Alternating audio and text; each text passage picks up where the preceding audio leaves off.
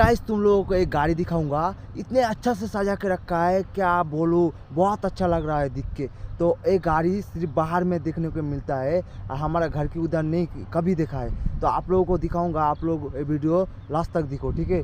तो देखो, ये है एक ट्रैक्टर, इतने अच्छा से इतने प्यारे से सजा के रखा है, बहुत अच्छा लग रहा है देख के। कभी ऐसा देखे हो ट्रैक्टर को इतने अच्छे से सजा के रखा है? कभी देखे हो? अगर देखे हो तो ज़रूर कमेंट